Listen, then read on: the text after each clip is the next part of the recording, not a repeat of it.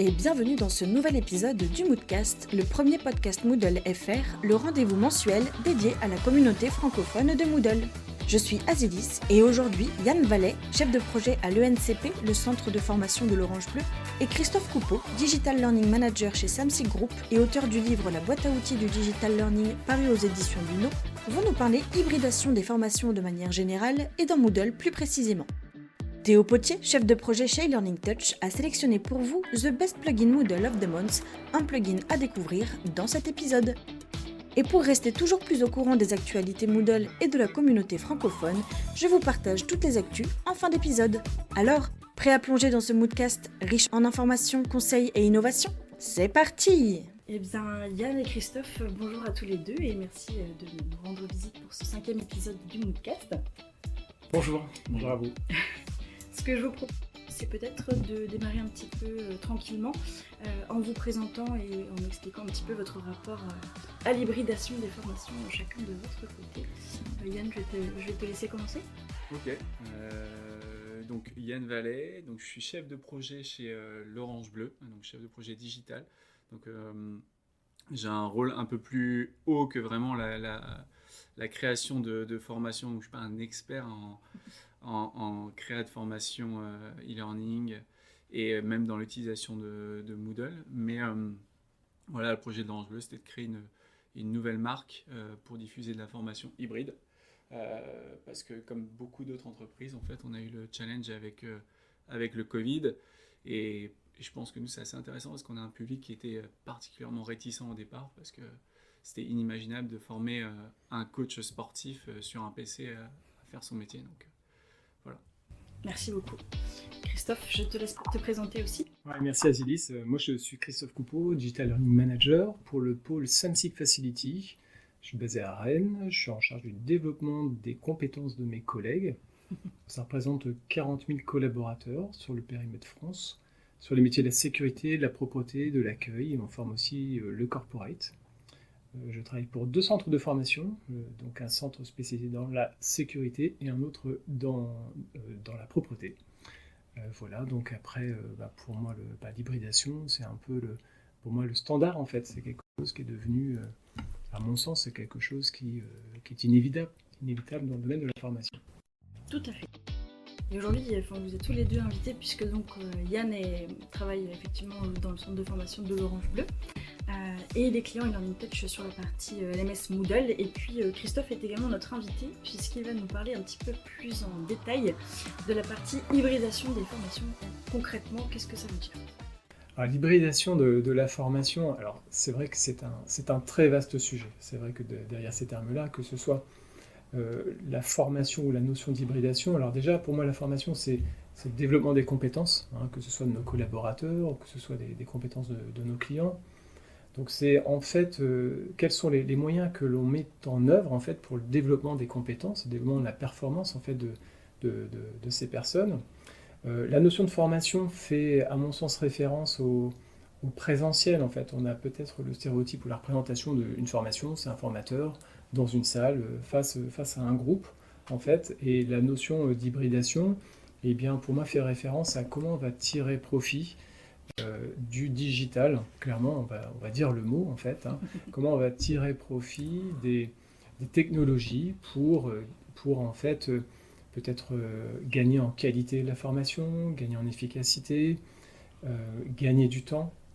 Donc voilà. Donc pour moi, l'hybridation de la formation, c'est tirer profit en fait des différentes modalités que nous offre le digital à travers que ce soit des temps synchrones ou asynchrones, puisque c'est vrai que le digital, on l'envisage surtout sur de l'asynchrone, bien sûr du en ligne asynchrone, mais on peut aller beaucoup plus loin que ça, et effectivement, le digital peut bien sûr enrichir également les séquences synchrones.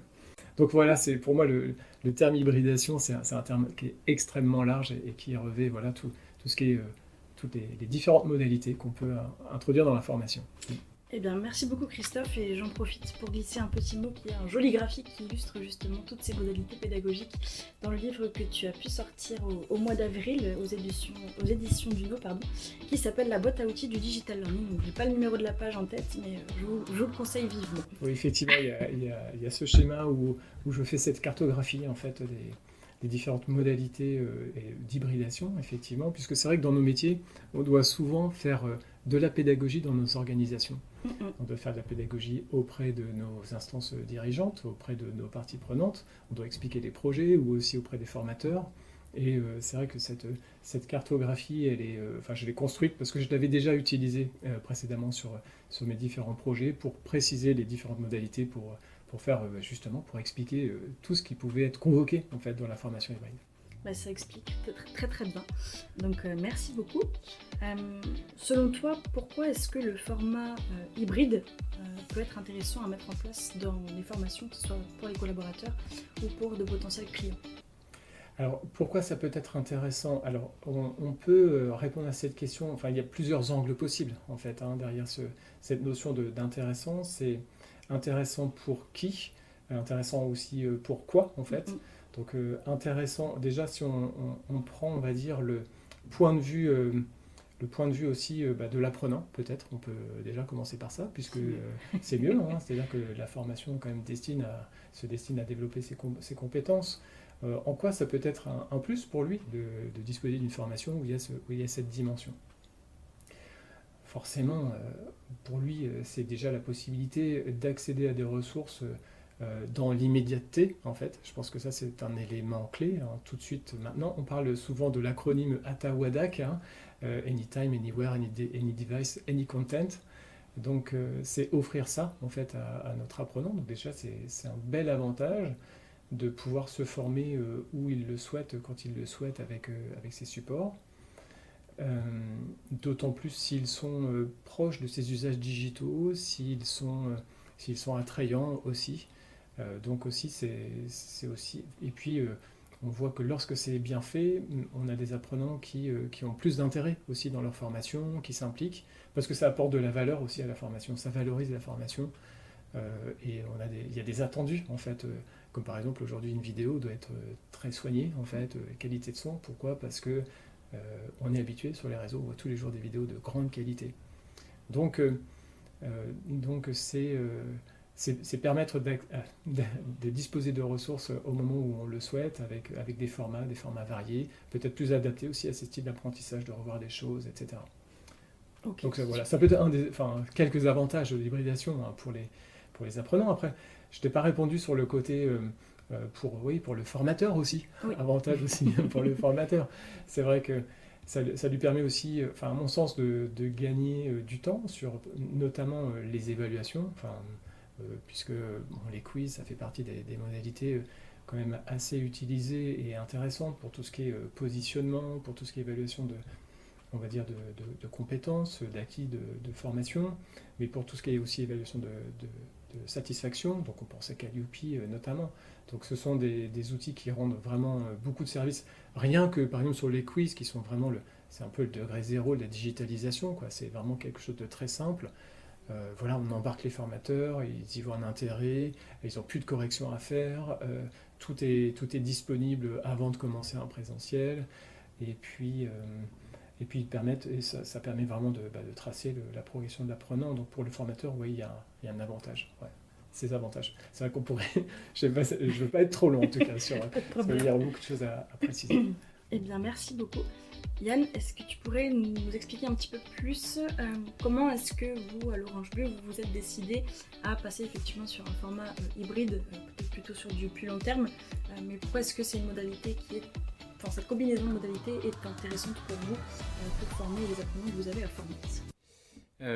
Effectivement, alors pour redonner l'expérience, comme je disais juste avant, nous, c'est le Covid qui nous a mis dans l'urgence du jour au lendemain de tourner des vidéos avec un studio, parce qu'effectivement les gens sont habitués à des qualités qui sont vraiment, vraiment élevées, surtout dans le monde, en tout cas dans notre secteur, nous dans le fitness, les vidéos sont toujours très très engageantes, très bien réalisées. Donc tous les clubs étaient fermés en fait pendant plusieurs mois, donc ça a été très simple. Nos responsables de formation, ils se sont mis dans le studio, ils se sont enfermés et ils se sont dit comment on peut faire pour passer toutes nos formations présentielles, profiter que tous ces clubs soient fermés pour former nos coachs, mais du coup à distance. Ça a été ça, en tout cas l'élément déclencheur chez nous. Et effectivement, avec les années, là, depuis le Covid, on est parti plutôt sur des formations hybrides avec le temps, parce qu'on s'est rendu compte que nous, dans notre process, alors je ne sais pas si c'est le bon, mais nous, dans notre process, c'est vrai que nous, on conçoit les formations avec beaucoup au départ de phases asynchrone, donc de e-learning vraiment pur, avec des activités, avec des vidéos, avec toutes les activités possibles, où vraiment on donne les connaissances, on teste nos apprenants. Et souvent, on profite donc d'une partie synchrone pour ponctuer, pour finaliser notre formation avec un retour d'expérience, souvent de notre expert, de notre chorégraphe, ou éventuellement, effectivement, pour corriger en direct les rendus qui ont été faits pendant les plusieurs jours, plusieurs heures de formation e-learning. Nous, on a un public, alors je ne sais pas, Christophe va pouvoir me dire si c'est pareil chez lui, moi je connais du coup que le public du fitness, mais on a un public qui est très sensible au nom et à la crédibilité des chorégraphes, des experts qui sont en face. Okay. Donc pour eux, c'est important d'avoir c'est quand même ce qui va aussi beaucoup valoriser nos formations, c'est sur un e-learning, c'est ça, de 15 jours, savoir que tu as la petite demi-heure ou l'heure avec l'expert qui est reconnu internationalement parfois. À la fin de ta formation, c'est ce qui donne toute la valeur aux yeux en tout cas de notre coach, même si moi avec les années là, je me rends compte que c'est vrai qu'on peut des fois diffuser beaucoup plus d'informations de façon asynchrone via le e-learning, mais bon, voilà comment nous on l'entend, c'est beaucoup écrit comme ça, en tout cas nos formations hybrides, nous on construit en fait, la formation elle est construite on va dire à 3/4 d'un synchrone avec vraiment beaucoup d'activités à faire en amont, et on finalise par de la visio ou directement par du présentiel effectivement quand il y a des certifications ou des validations à passer, mais ouais, nous ça a été vraiment en fait, ça a été dans l'histoire de l'Orange Bleu, ça a été plus subi que souhaité. Donc voilà. Ok, super. Et ça fonctionne ?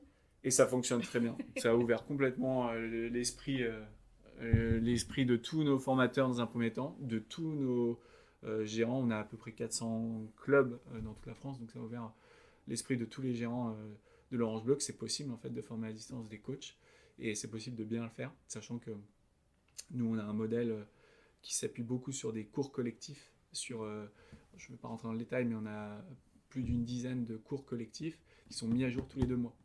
Normalement, si tu fais bien ton boulot dans ton club, si tu fais en sorte que tes coachs soient bien formés, tu fais en sorte que tes coachs ils aient une piqûre de rappel de formation tous les 2 mois. Donc il y a la périodicité qui est aussi importante, et potentiellement si ce n'était pas forcément via une plateforme, ce serait un peu plus complexe de former les coachs avec des experts qui ne sont pas forcément disponibles non plus. Exactement. Pour venir former en présentiel. Okay. Exactement. Super. C'est une affaire qui fonctionne bien. Christophe, est-ce que pour revenir un petit peu sur la partie pédagogique, est-ce que tu pourrais nous parler de la partie, des différents types de formations, avec la partie e-learning, formation hybride et présentielle enrichie, parce que c'est des notions qu'on voit souvent, mais en réalité, comment est-ce qu'on les différencie, que ce soit effectivement à l'échelle de Moodle ou même bien sûr en dehors. Alors, on a commencé cet entretien en parlant de la notion d'hybridation en fait. Sauf que ça revêt en fait on va dire toute une gamme et tout un niveau en fait d'hybridation. Je parlais tout à l'heure du degré 0 de l'hybridation, de la digitalisation avec les quiz. En fait, il y a plein de manières de le faire, quoi. C'est vrai qu'on peut parler de module e-learning, on peut parler de micro-learning parfois. Nous, on développe beaucoup ça auprès de nos métiers. C'est-à-dire qu'on met à la disposition de nos collaborateurs des ressources très courtes. Par exemple des modules de 5 minutes où on va montrer un geste technique,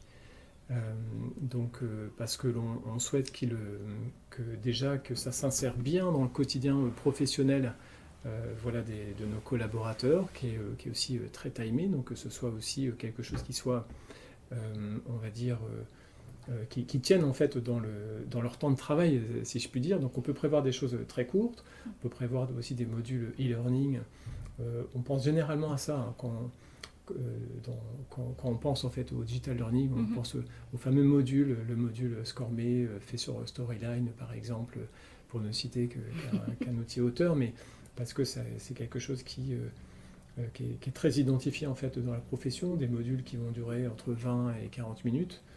Bon, ça existe hein, aussi, donc après autour de ces modules digitaux, moi j'appellerais ça du full asynchrone, du full digital en fait, hein, sans interaction avec un formateur, sans interaction même avec d'autres apprenants. En fait, nous on propose toute cette gamme en fait. C'est vrai que on propose toute cette gamme, c'est-à-dire qu'on propose aux collaborateurs d'accéder, parce qu'il en a besoin, à une ressource qui va l'aider dans son job. Et on lui propose également, s'il a besoin, d'être coaché par un formateur sur le sujet. Et on parlait de présentiel augmenté, on parle de parcours hybridé, où on va inclure en fait dans le parcours de l'apprenant, en fait, dans le voyage de l'apprenant, des étapes en fait, hein, pour par exemple déjà le préparer à venir en présentiel, déjà rien que ça. Déjà ça c'est quelque chose qui est très apprécié, autant par les apprenants que par les formateurs, c'est-à-dire pour un collaborateur qui va quitter son environnement, on va dire son poste de travail, et qui va se déplacer en centre de formation pour bénéficier d'un présentiel, et bien lui donner toutes les clés pour qu'il puisse se préparer, relire des choses, voir telle vidéo, et puis arriver avec des idées un peu plus préparées, plus fraîches, et puis peut-être même aussi des questions qu'il va poser directement au formateur. Donc c'est tout ça le continuum en fait, entre les différents degrés de digitalisation. Aujourd'hui, donc voilà, on peut faire beaucoup de choses entre le micro-learning et puis du présentiel augmenté ou très hybridé. Est-ce que selon toi, il y aurait une recette miracle pour bien réussir sa formation hybride ?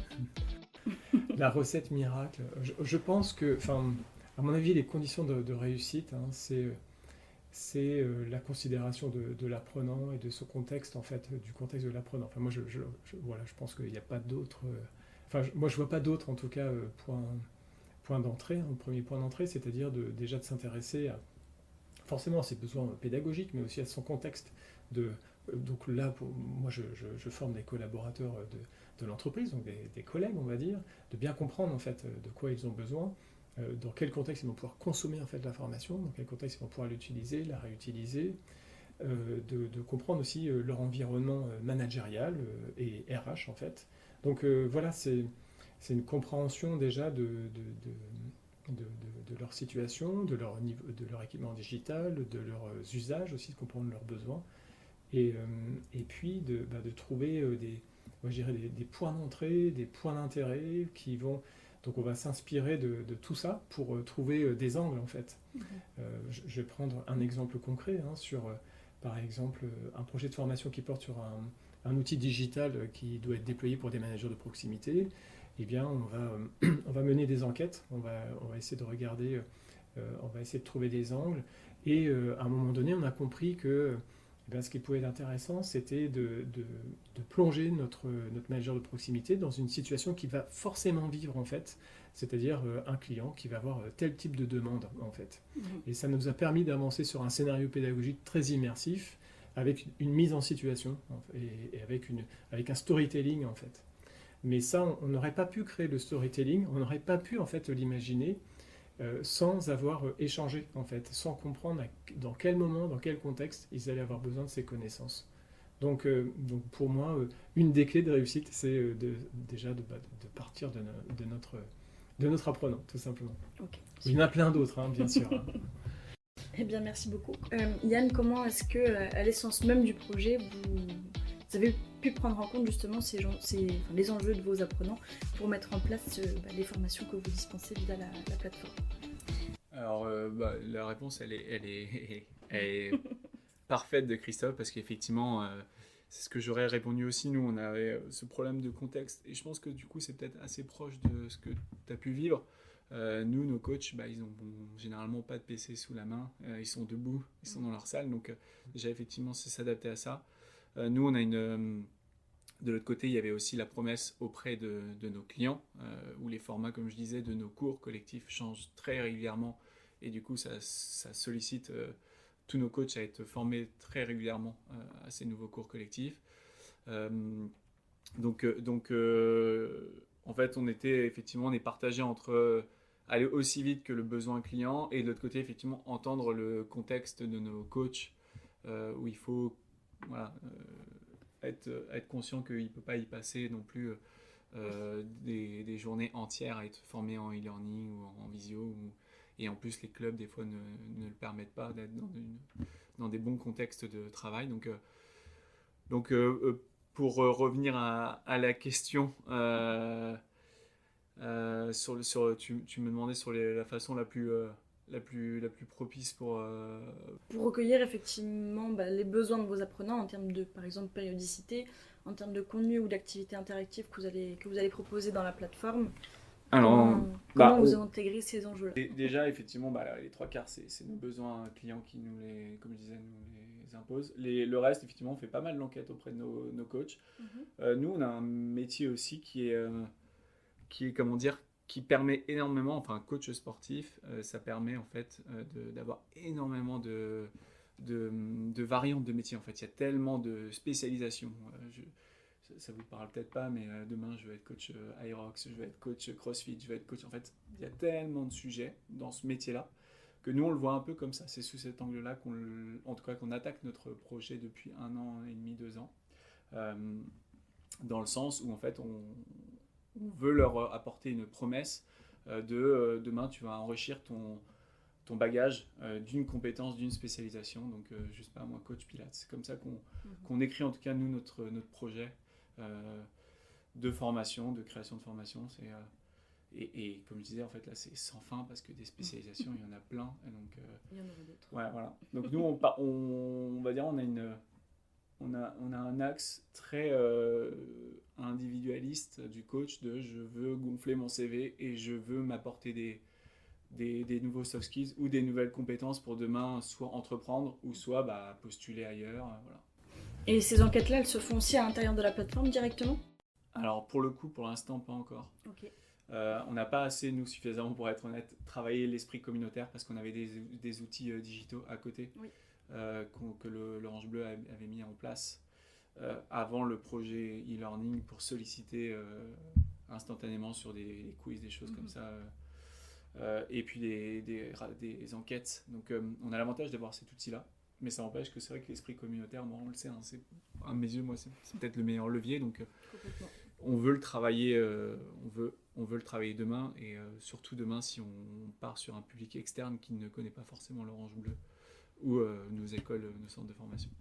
Et au niveau de la formation hybride, donc là pour le moment vous êtes sur la partie formation des coachs qui se renouvelle en continu, est-ce qu'il y a une prochaine étape à venir sur la partie potentiellement clients finaux ? Alors même avant, en fait, avant les diplômes, nous on a nos centres de formation, donc l'idée c'est qu'aujourd'hui il y a aller à 80-90%, c'est du présentiel ou de la visio, des visios de 7 heures. Donc c'est dur à avaler pour nos apprenants. C'est pas notre priorité, mais à terme, on veut effectivement faire gagner en e-learning, la part de e-learning sur nos formations d'1 an, des fois 2 ans pour devenir coach sportif dans nos centres, dans nos écoles de l'ENCP. Donc ça, c'est un axe déjà d'amélioration chez nous. Et effectivement, après, comme tu l'as dit, notre projet demain, c'est le coach d'un club concurrent dans le sud-ouest qui ne connaît pas forcément l'Orange Bleu, qui ne connaît pas forcément donc, le centre de formation, le NCP, mais qui souhaite, je sais pas, se spécialiser sur le Pilates. Il va pouvoir nous contacter effectivement et faire une formation hybride et donc du coup à 90% asynchrone, à son rythme. Et nous, on valide avec un expert derrière pour aussi apporter du crédit et une certification et le regard de quelqu'un qui est reconnu par la profession. Super, et merci beaucoup. De beaux challenges à venir. Je vais vous poser une question à tous les deux, vous répondez comme vous voulez. Quelles sont aussi selon vous les potentielles difficultés qu'on peut rencontrer quand on met en place ce type de formation et quels sont aussi bien sûr les leviers de réussite parce qu'il faut que ça fonctionne comment. Je ne sais pas si tu veux prendre la main, Vas-y, Yann, sur le vas-y. sujet. Ouais. Alors, des difficultés. Alors, moi, je pense que ces projets-là, quand même, mettre la formation dans. Enfin, ça ajoute quand même une couche de complexité, il faut quand même se l'avouer. Puisqu'effectivement, si on prend la situation du formateur qui est dans sa salle, qui va voir tout ce qui se passe et qui va interagir et qui va pouvoir remédier en fait à des situations, là, le fait qu'il y ait de l'asynchrone, qu'on n'ait pas l'apprenant face à nous, ça veut dire qu'il faut aussi des systèmes pour détecter, par exemple, les décrochages, ce genre de choses. Donc ça implique une autre gestion, ça implique aussi un travail de réingénierie, à la fois de la formation, réingénierie pédagogique, c'est-à-dire que, voilà, comme on le disait, voilà, faire parfois une classe virtuelle de plusieurs heures, parce que peut-être qu'on a voulu aussi dupliquer un modèle présentiel en digital, c'est quelque chose qui est pas évident pour l'apprenant. Donc il y a pas mal de petits pièges ou de gros pièges, on va dire. On parlait je pense déjà le socle technique, à mon avis, il est important, le socle technique. C'est-à-dire si on n'est pas allé chercher sur les débits, par exemple, par exemple, si on fait une très belle vidéo mais qu'il n'y a pas la bande passante, voilà, sur le site, dommage. ça va être compliqué. Donc en fait, on a besoin d'aller regarder à différents endroits, le socle technique, mais aussi la maîtrise aussi par le formateur aussi, puisque il est important qu'il soit impliqué dans le projet, que ça ait du sens pour lui, il va devoir se former aux outils, devoir ouvrir les quiz, etc. Donc, et peut-être même pour être encore plus impliqué, être sollicité dans l'ingénierie de formation, dans l'ingénierie pédagogique aussi. Ça aussi, ça peut être un levier de réussite et ça permet d'éviter certains pièges ou de ne pas assez tenir compte en fait des personnes qui connaissent le mieux le public, c'est quand même les formateurs. Donc il y a quand même de nombreux. Oui, il faut être assez, sans être négatif, hein, voilà, faut être assez attentif. J'évoque ça dans le bouquin, c'est-à-dire qu'il y a des voilà, il y a de nombreuses occasions, il y a des virages à négocier dans chaque projet en fait. Donc faut en être conscient, voilà. Et aussi, on pense penser à tout, mais aussi la meilleure chose aussi, c'est de mettre nos dispositifs entre les mains des apprenants. Et c'est aussi là qu'on découvre des choses, qu'ils nous apprennent des choses. Et puis c'est l'occasion d'itérer aussi et d'améliorer. Donc ça aussi c'est intéressant. Je suis, Ouais. je suis d'accord avec ça, j'aurais répondu la même chose. Hein. Nous, nos plus gros. Les points les plus compliqués, et encore aujourd'hui, on est encore dedans après un an, c'est effectivement c'est de sensibiliser les gens autour. Moi qui ne viens pas de la formation et du e-learning, je viens du digital, donc j'ai dû aussi franchir ce cap-là.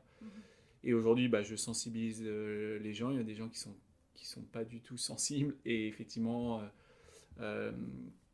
leur apporter ça, leur faire comprendre que le e-learning ça peut apporter, ça remplacera pas leur métier de formateur. Un gérant, ça va lui apporter des avantages parce que son coach il va rester dans sa salle et il va pas avoir à faire 700 km pour venir se former en présentiel. Enfin voilà, je pense que c'était, en tout cas nous ça a été c'est le travail le plus fatigant au quotidien, c'est de passer ce message-là, de communiquer autour de nous. Et je pense que comme tu dis, en fait, ça sera toujours durant tout le projet.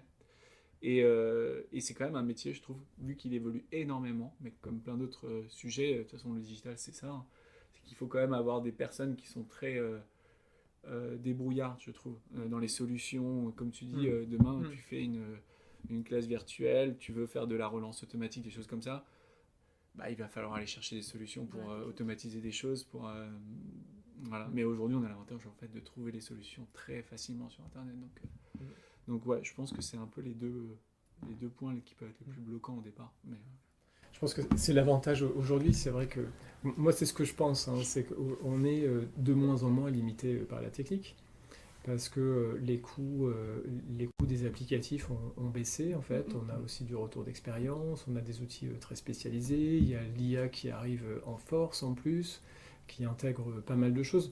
Moi je pense qu'on est de moins en moins, et puis aussi les applicatifs aujourd'hui sont responsives, sont très adaptées. Je parlais de la suite Articulate tout à l'heure avec Storyline, mais avec, qui développe Rise et qui permet de faire des choses très jolies assez rapidement. Mais c'est pareil avec Lectora ou Spring, par exemple, pour citer des outils auteurs que tu connais bien, Asilis, et vous connaissez bien chez Learning Touch. Mais donc, pour résumer, moi je pense que la technique est rarement un frein en fait au projet. C'est l'accompagnement humain qui. C'est vrai qu'on peut assez rapidement vouloir se concentrer sur, oui, la dimension technique. Il faut que ça marche en fait. Il faut que ce soit fonctionnel, il faut que ce soit livré, il faut que ce soit prêt, il faut que ce soit ergonomique. Mais si on n'a pas accompagné, si on n'a pas environné autour, si on n'a pas communiqué, si on n'a pas associé les bonnes personnes, on peut se retrouver avec une belle ressource sur une étagère qui va prendre la poussière. Donc je pense que c'est important, oui, d'aller... et puis aussi d'aller interroger les gens qui connaissent, les experts, les formateurs. Par expérience, des fois, on peut s'apercevoir que des personnes qu'on aurait pu penser rétives sur le sujet, mais quand on les interroge, on s'aperçoit qu'il y a déjà des pratiques qui existent, alors qui ne s'appellent pas du learning, parce que voilà, mais par exemple, envoyer une vidéo sur WhatsApp, par exemple, envoyer un lien, plein de gens le font en fait au quotidien. En fait, ils font de la prose sans le savoir. Et donc, on va chercher ça, on va s'inspirer, et puis on va mettre en valeur aussi ce que font nos formateurs. Ce qui fait que pour moi, ça ne vient pas que d'une démarche d'ingénieur de formation ou de chef de projet, ça s'inspire aussi du terrain, en fait. Et c'est là où c'est-à-dire qu'on va chercher aussi des choses qui sont faites par les gens qui, avec leurs outils du quotidien. C'est ça.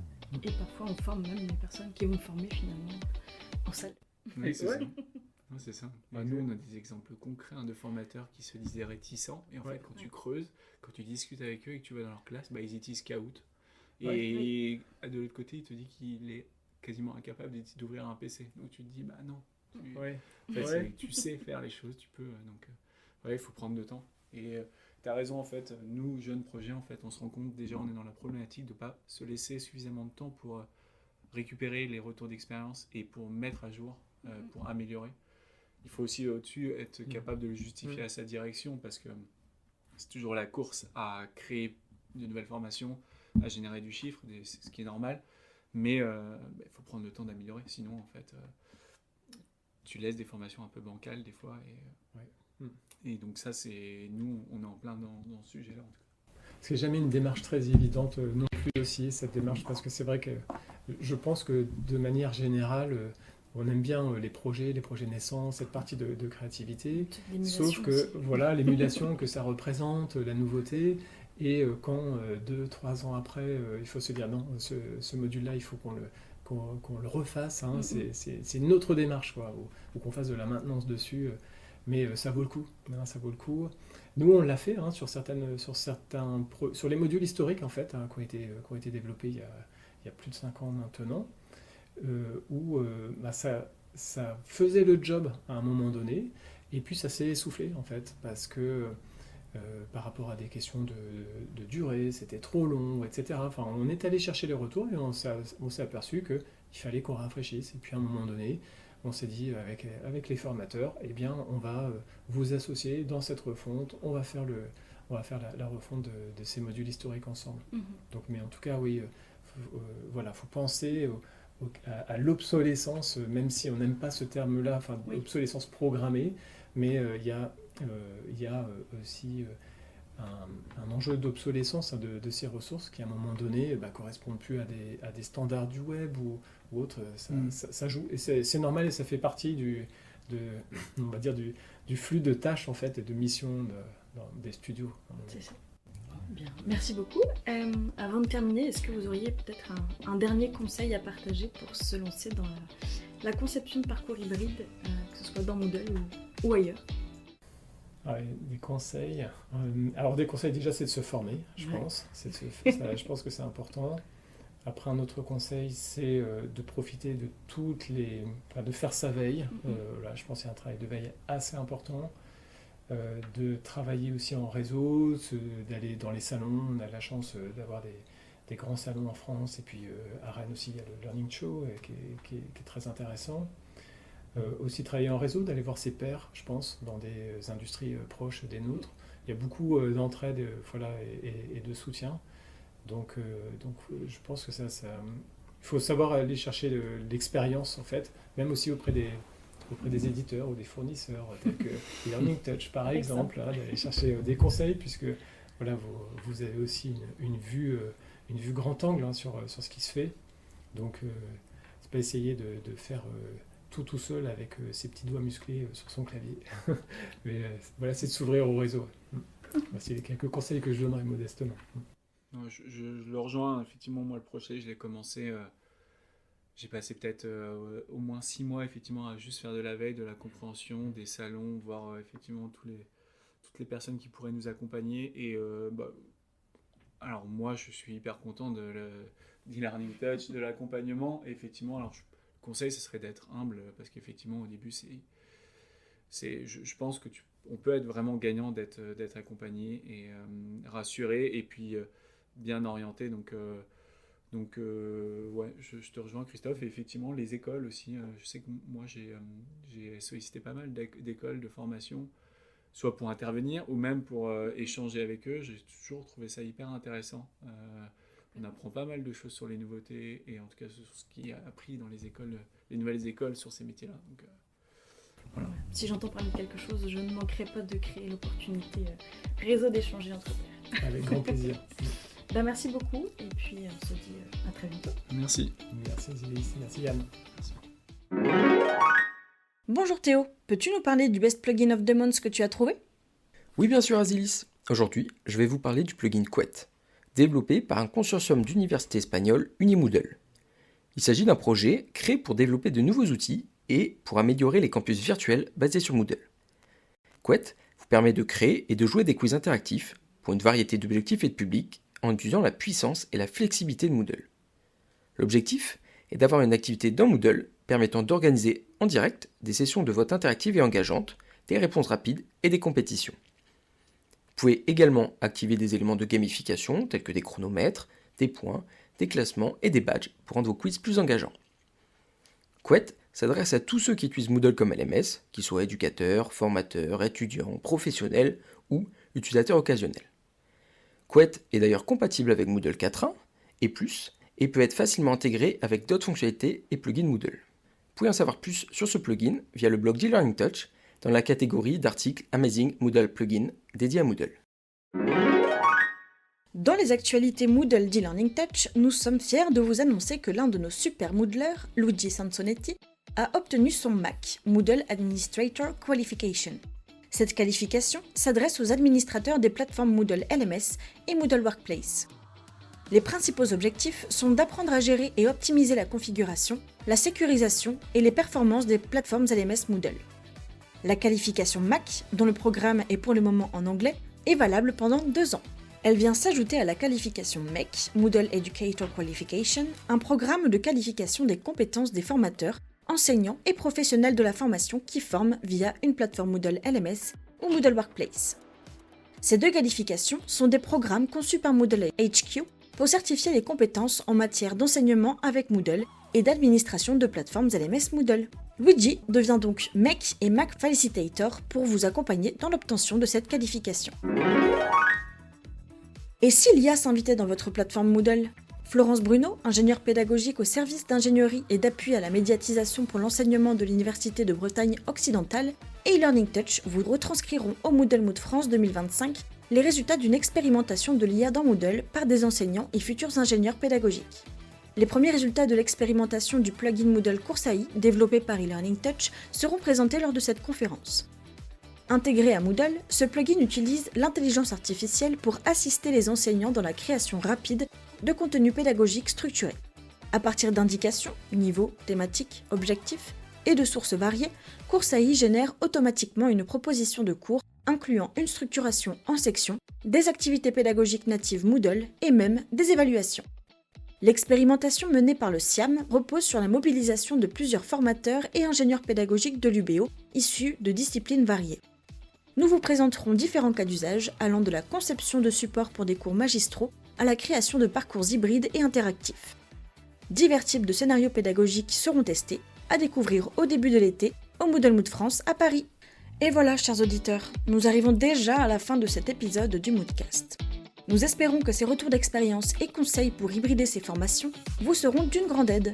Si vous souhaitez nous proposer d'autres sujets pour nos prochains épisodes, ou simplement nous communiquer vos retours, n'hésitez pas à nous écrire vos commentaires dans notre post dédié sur LinkedIn. Merci pour votre écoute, on vous donne rendez-vous le mois prochain pour un nouvel épisode du Moodcast. À très bientôt!